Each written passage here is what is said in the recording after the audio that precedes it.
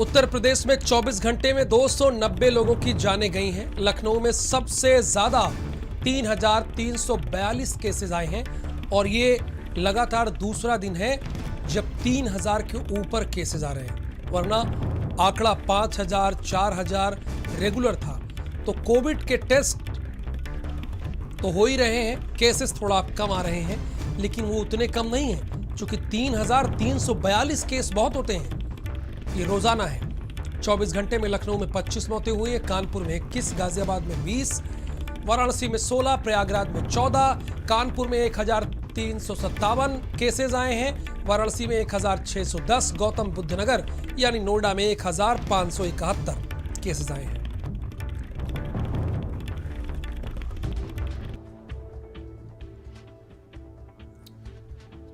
तो यूपी में 24 घंटे में 290 लोगों की मौतें हुई हैं और 3,342 केसेस आए हैं। 24 घंटे में लखनऊ में 25 लोगों ने जान गंवाई है, कानपुर में 21 लोगों की जान चली गई, इनमें से कईयों की जान बचाई जा सकती थी। वाराणसी में 16, प्रयागराज में 14, नोएडा में 1,571 केसेस सामने आए हैं।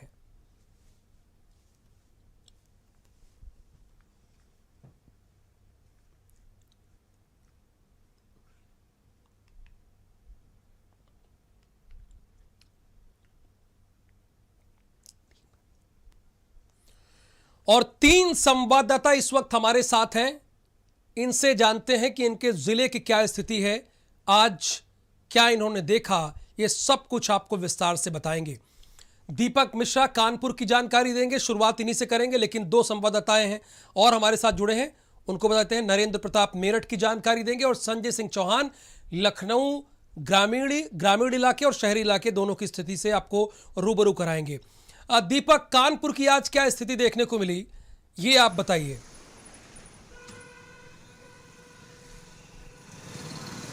राहुल, देखिए, आपको बताना चाहूँगा, अगर कानपुर में सबसे पहले बात कर लेते हैं ऑक्सीजन से लेकर, तो जो जितने भी प्लांट थे वहाँ पर जो है ऑक्सीजन खत्म होती हुई नज़र आई है। आपको बताना चाहूँगा मैं, जो प्लांट थे वहाँ पर लंबी लंबी कतारें नज़र आई, सैकड़ों की संख्या में लोग जो है 7 से 8 घंटे तक जो है इंतजार करते हुए नजर आए, बावजूद उसके जो है उन्हें ऑक्सीजन नहीं मिली। दोपहर होते होते जो है 2 जो ऑक्सीजन प्लांट हैं उनकी जो है वो लिक्विड जो ऑक्सीजन है वो ख़त्म हो गई थी, जिसके चलते लोग वहाँ इंतज़ार करते हुए नजर आए, लेकिन उन्हें ऑक्सीजन नहीं मिल पाई। वहीं जो एक ऑक्सीजन प्लांट है वहाँ पर जो है धीरे धीरे जो है 1 घंटे में 1 या 2 लोगों को ही जो है ऑक्सीजन मिल पा रही थी, क्योंकि जो केवल वो सिंगल प्लांट था जो चल रहा था, जिसकी वजह से लोगों को कड़ी मशक्कत करनी पड़ रही थी।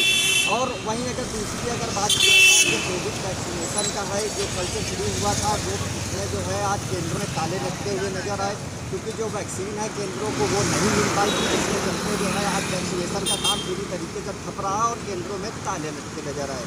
जी तो नरेंद्र, सुना आपने, दीपक ने बताया कि आज ना तो उनके जिले में वैक्सीनेशन हुआ है, एक ही ऑक्सीजन प्लांट चल रहा था, बाकी जो बंद थे वहां पर लंबी लाइनें थी, लेकिन लोगों को ऑक्सीजन नहीं मिल रहा था। मैंने आपकी रिपोर्ट भी देखी और सानू की कई तस्वीरें देखी, आज आप कई जगहों पर गए, जो बतलाती हैं कि मेरठ के हालात भी बहुत ठीक नहीं है, बद से बदतर होते जा रहे हैं रेगुलर।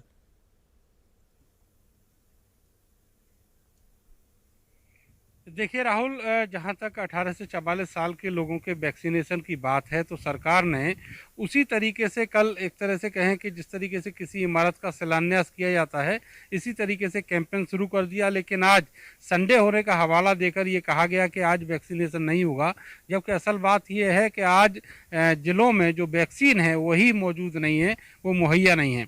इसीलिए अब कल की रूपरेखा बनाई गई है और 18 सेंटर तय किए गए हैं, जिनमें से 8 सेंटर ग्रामीण हैं और वहाँ पर कल कुल 18 सेंटरों पर 3,000 लोगों को वैक्सीन लगाई जाएगी। अब वैक्सीन आएगी तब लगाई जाएगी। अभी जब मेरी बात हुई थोड़ी देर पहले अधिकारियों से, तो उनका कहना था कि अभी वैक्सीन जो है वो राज्य से नहीं आई है, लेकिन वैक्सीन आने की उम्मीद है। दूसरी तरफ अगर स्वास्थ्य सेवाओं की बात करें तो हर रोज़ की तरह आज भी वही ढाक के 3 पात नज़र आए। खास करके जो मेडिकल कॉलेज का बड़ा सेंटर है, कोविड अस्पताल है, इमरजेंसी है कोविड की, वहाँ पर बहुत बुरे हालात थे और संडे होने के कारण अधिकारी तो नहीं मिले, लेकिन जो मरीज बीमार हैं वो बिल्कुल मिले वहाँ पर। और राहुल, मैं आपको बताऊं कि मेरे दिन की शुरुआत ही आज बहुत दुखद घटना से हुई। एक व्यक्ति ने मेरे सामने ही मेडिकल कॉलेज की इमरजेंसी के सामने अपना दम तोड़ दिया। तड़पते तड़पते करीब 1 से सवा घंटे तक जो परिजन थे वो इमरजेंसी में जाकर आवाज़ लगाते रहे डॉक्टरों को, लेकिन वहाँ अंदर से ताला लगा हुआ था, कोई निकल कर नहीं आया और वो व्यक्ति वहाँ पर तड़पता रहा। मैंने खुद मेडिकल कॉलेज के जो प्रिंसिपल हैं उनको फ़ोन भी किया कई बार, लेकिन उन्होंने भी फ़ोन नहीं उठाया, कोई मदद नहीं मिल पाई और उस व्यक्ति ने दम तोड़ दिया। इसके अलावा और बाकी जो अस्पताल इसमें है एक वहाँ चीज भी मैं पूरे जानना दिन यही चाहूंगा, मारामारी रही। आप कि दूसरी कोई बात अगर बता बीमार दीजिएगा, है तो ताला उसको क्यों बेड लटका मिल हुआ जाए। था? देखिए, ताला इसलिए लटका था राहुल, उसके 2 कारण हैं। हाँ। पहला कारण तो यह है, अभी 2 दिन पहले मेडिकल कॉलेज की इमरजेंसी में स्वीपर्स और डॉक्टरों के बीच में झगड़ा हो गया था और उस दौरान 2 लोगों की मौत हो गई। अफरा तफरी में जो ऑक्सीजन थी वो निकल गई कई मरीजों की, जिनमें से 2 गंभीर जो लोग थे उनकी मौत हो गई। और उस पूरी जो अफरा तफरी थी उसका वीडियो वहाँ तीमारदारों ने बना लिया था इमरजेंसी के अंदर का, और वो सोशल मीडिया पर आ गया, हम सब ने देखा और टीवी चैनलों की स्क्रीनों पर भी वो दिखा। जिसके बाद वहाँ का जो प्रशासन है उसने ये आदेश कर दिया कि अब अंदर से ताला रहेगा और जो एंट्री है वो बैक डोर से होगी। वो तब होगी जब आगे से जो शटर के अंदर से अनुमति मिल जाएगी, उसके बाद बैक डोर से जाएंगे। दूसरी बात यह है कि यहाँ पर जो बदहाली चल रही है इसकी खबर अब पूरे देश में ही नहीं, जो विदेश का मीडिया है उस तक को हो गई है। कल यहाँ पर कई ऐसे लोग देखे गए थे जो यूरोप के थे और उन्होंने यहाँ पर पूरा कवरेज भी किया। उनमें से एक व्यक्ति को इस इमरजेंसी के अंदर भी जाने का मौका मिल गया था, जिसके बाद जो पूरा प्रशासन है वो सख्ते में आ गया, चौकस हो गया और आज वहाँ पर ताला डाल दिया गया। सबसे बड़ी बात यह है कि ये बिना सोचे कि जो पीड़ित व्यक्ति है वो आगे की तरफ से आएगा और उसको इमीडिएट रिलीफ की ज़रूरत होती है, लेकिन यहाँ पर ताला अभी भी पड़ा हुआ है। मेडिकल कॉलेज के जो प्रिंसिपल हैं वो इस बारे में कुछ भी नहीं बोल पा रहे हैं। आपको बताएं कि 10 में से महज 2 बार ही फ़ोन उठता है, 8 बार फ़ोन ही नहीं उठता है। और ये हालत केवल उनकी नहीं, जिले के सीएमओ की भी यही हालत है। सबसे गंभीर बात यह है कि जो एडमिशन मिलना चाहिए लोगों को, जो मारे मारे भटक रहे हैं, जिनको एडमिशन चाहिए, जो गंभीर बीमार हैं उनको एडमिशन नहीं मिल पा रहा है। ऑक्सीजन की बहुत किल्लत है, जो इंडिविजुअल लोग हैं उनको ऑक्सीजन न के बराबर मिल पा रहा है। और कई अस्पताल ऐसे हैं जो छोटे अस्पताल हैं, वहाँ पर ऑक्सीजन खत्म हो जा रहा है, लेकिन उनका जो बैकअप है वो आने में बहुत समय लग रहा है। जिला प्रशासन और सरकार ये दावा करते हैं कि बहुत बड़ी तादाद में उन्होंने सप्लाई कर दी है और जिसको जितनी ज़रूरत है वो ऑक्सीजन उनको सप्लाई किया जा रहा है, लेकिन ज़मीनी हकीकत बिल्कुल उलट है। अधिकारी अपने घरों से नहीं निकल रहे हैं, उनको कोरोना होने का खतरा मंडरा रहा है, वो डर रहे हैं और इसीलिए जो मेडिकल कॉलेज और बाकी अस्पताल हैं वहाँ की सुविधाएं जो हैं वो बिल्कुल नहीं है। वहाँ यानी पर जिम्मेदार लोग जो है मंजर है वो बदला हुआ है। आप यही कहना चाह रहे हैं पूरे और बिल्कुल ठीक है, चूंकि कई तस्वीरें मैंने देखी और आपकी कई रिपोर्ट देखी मैंने, उसमें पाया कि जिम्मेदार लोग सही बात काम नहीं कर रहे हैं, मेरठ में मॉनिटरिंग सही से नहीं हो रही है। संजय, आज आपकी भी मैंने कई रिपोर्टें देखी, सीमाप की भी देखी, अनूप कुमार की भी देखी, लखनऊ में भी लोगों को ऑक्सीजन नहीं मिल पा रहा है। बिल्कुल राहुल, मैं बताऊं आपको कि जिस तरीके से हाल बने हुए हैं वो कहीं ना कहीं मुश्किल भरे हैं और लगातार ये दौर जो है वो चलता जा रहा है। उससे 2-4 लोगों को लगातार होना पड़ रहा है। मैं लेटेस्ट एक घटना बताऊं, मेरे एक बहुत करीबी जानने वाले हैं जो KGMU के में एडमिट थे कोविड से, उनको RLC में शिफ्ट किया जा रहा था, जहाँ पर उनके पास 2 सिलेंडर लगाए गए थे, एक एक करके 5 से 6 मिनट की गैस छोटे सिलेंडर में दोनों में जो है सिलेंडर क्रमशः खत्म हो गए। तो ऐसे खाली सिलेंडर इतने बड़े संस्थान को कैसे सप्लाई किए जा रहे हैं। दूसरी बात मैं बताऊं कि आपको चाहे अवध हो, स्टार हो या फिर सीतापुर रोड के ऑक्सीजन प्लांट, उन प्लांटों में तमाम शिकायतें आ रही हैं कि अभी तक तो ऑक्सीजन नहीं थी, लेकिन अब ऑक्सीजन आई, लेकिन तो प्लांट के मालिक ये कह रहे हैं ऑक्सीजन अभी नहीं है, जब आएगी मिलेगी। लेकिन पुलिस प्रशासन कुछ खास और चुनिंदा लोगों को गाड़ियों से प्लांट के अंदर क्या ये उन्हें भेजा जाता है, कालाबाजारी करने में लगे हैं क्या उनके सिलेंडर वहां से पैक करके और सीधे बिल्कुल कालाबाजारी और कुछ खासम खास जो सरकार के बहुत ही चहेते करीबी हैं, उनके दुलारे हैं, उनके लिए व्यवस्थाएं की जा रही है और वो इसका बेखूबी फायदा उठाते हुए उसे कालाबाजारी में कहीं ना कहीं लगे हुए हैं। यही वजह है कि आम जनता लगातार लंबे लंबे समय से लाइन पे लगी हुई है, उन्हें ऑक्सीजन नहीं मिल रही है। यहाँ तक कि मुख्यमंत्री को ये भी कहना पड़ गया। ये ऑक्सीजन की कमी का एक बेहतरीन उदाहरण मैं बता रहा हूँ आपको कि कोई भी रिफिलिंग करने वाले व्यक्ति को पुलिस न रोके न टोके, उन्हें निर्वात जाने दिया जाए। तो कुल मिलाकर के आप समझ सकते हैं कि किस कदर की सप्लाई हो पा रही है कि आदमी रिफिलिंग कराने के लिए कहीं से भी जुगाड़ कर रहा हो, उसे ना रोका जाए, उसे परेशान ना किया जाए। इसका मतलब कि आपूर्ति नहीं की जा पा रही है।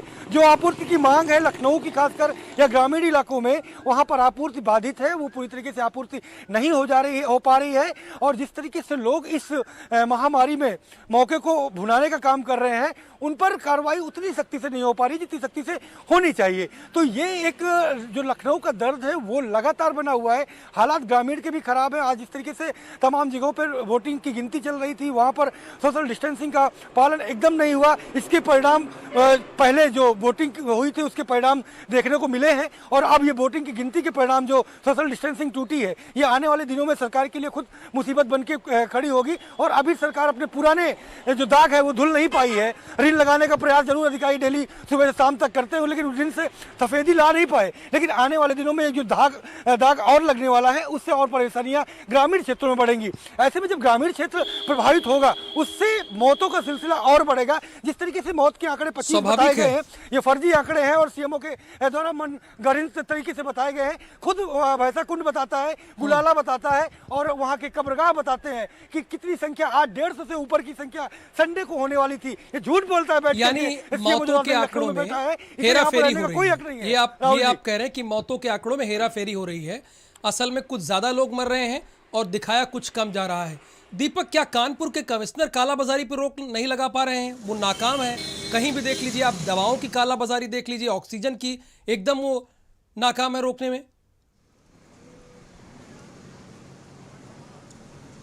राहुल, निश्चित तौर पर आप बिल्कुल सही कह रहे हैं। यहाँ पर प्रशासन जो है हाथ पैर जरूर मार रहा है, हालांकि रोकने का प्रयास जरूर कर रहा है पूरी तरीके से, लेकिन रोकने में जो है वो पूरी तरीके से असफलता नजर आया है। आप चाहे प्राइवेट हॉस्पिटलों में देख लीजिए, मेडिकल स्टोर में देख लीजिए, चाहे वो ऑक्सीमीटर की बात कर लीजिए, चाहे वो थर्मामीटर की बात कर लीजिए, चाहे वो आप दवाइयों की बात कर लीजिए, हर जगह पर जो है कालाबाजारी देखने के लिए मिल रही है। जो इंजेक्शन 100 से 200 रुपये का है, वो इंजेक्शन 350 से 400 रुपये का बेचा जा रहा है और मरीज जो है वो उसकी मजबूरी का फ़ायदा उठाया जा रहा है और मरीज को वो खरीदना भी पड़ रहा है, क्योंकि उसका मरीज जो है वो हॉस्पिटल में भर्ती है।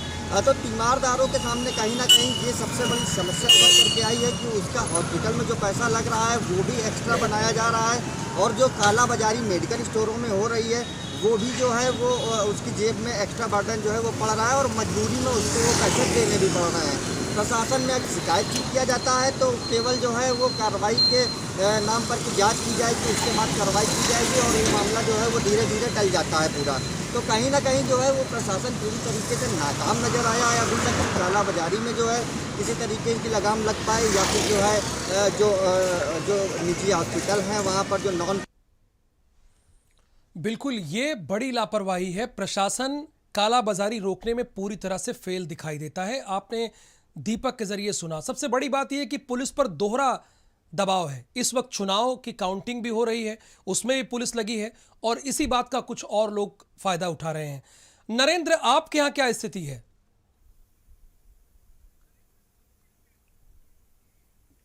देखिए, कालाबाजारी की स्थिति ये प्रशासन दावा कर रहा था कि ऑक्सीजन,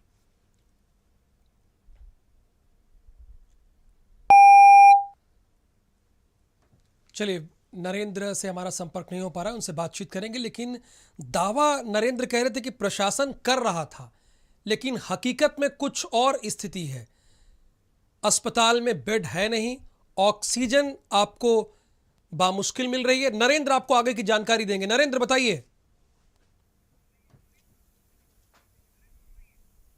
देखिए, कालाबाजारी के लिए ये प्रशासन दावे कर रहा था कि ऑक्सीजन की कालाबाजारी इसलिए हो रही है कि इंडिविजुअल लोगों को सिलेंडर दिए जा रहे हैं, लेकिन अब वो भी रोक दिए गए हैं। ऐसे में जो लोग हैं घरों में बीमार हैं वो तो मरने को मजबूर हैं ही, लेकिन कालाबाजारी करने वाला कोई भी ब्लैकमेलर अभी तक नहीं पकड़ा गया।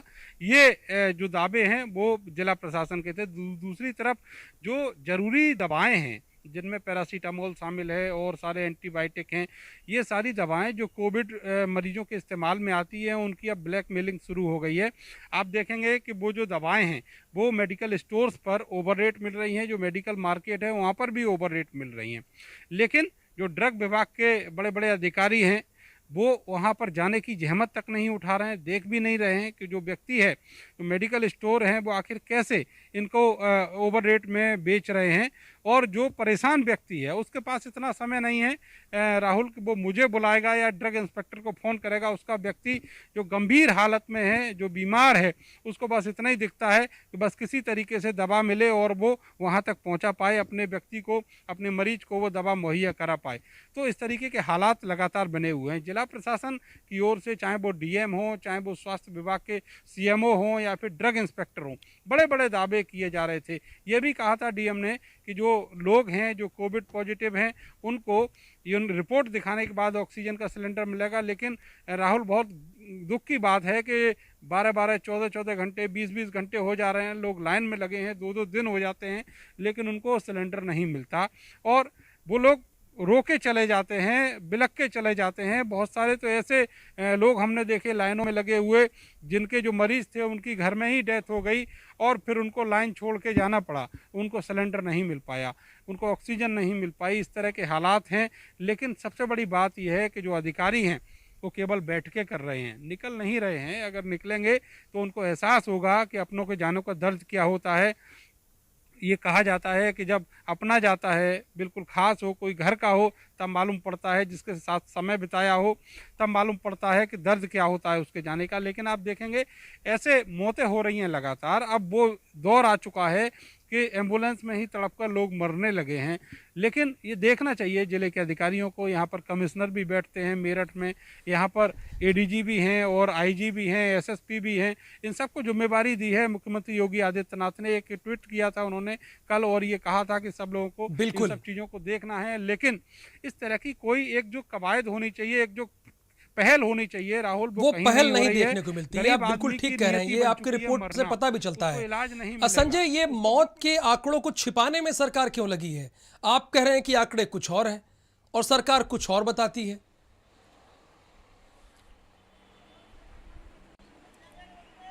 बिल्कुल, पहला तो ये आंकड़े के छिपाने से पहला फल तो ये है कि लखनऊ को एकदम सुगम की स्थितियां बता करके और अपनी कुर्सी को बचाए रखना। चूंकि कानपुर के सीएमओ के जिस तरीके से वहां से हटाए गए, उसके बाद जिम्मेदारियां और चुनौतियां बढ़ जाती हैं, तो ऐसे में अपनी कुर्सी बचाए रखना। चूंकि एक इसी हेल्थ विभाग के बड़े आला अधिकारी के सीएमओ बहुत ही करीबी हैं, उनका संरक्षण प्राप्त है। उस पूरी महामारी का जो बजट आ रहा है उसे कैसे खपाया जाए, क्योंकि इस बजट का एक चीज़ और जान लीजिए राहुल जी, कहीं ऑडिट नहीं होना है।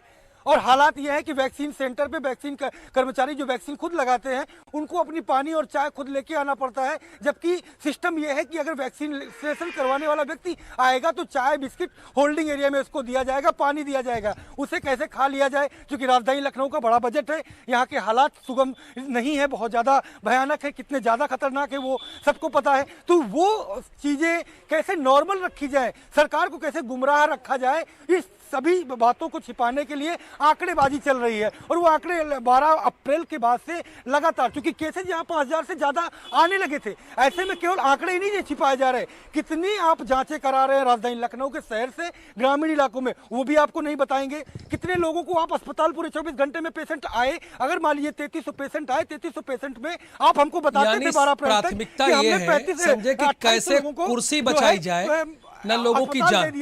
बहुत शुक्रिया इस पूरी जानकारी के लिए संजय सिंह चौहान, नरेंद्र प्रताप और दीपक। आपका राजधानी लखनऊ में लगातार ऑक्सीजन की किल्लत बनी हुई, इसका जिक्र भी संजय अभी कर ही रहे थे। मरीज और परिजन समस्या से जूझ रहे हैं। ऑक्सीजन प्लांट पर लोगों की लाइन लगी है। ताल कटोरा इलाके में हमारे संवाददाता ने जायजा लिया है।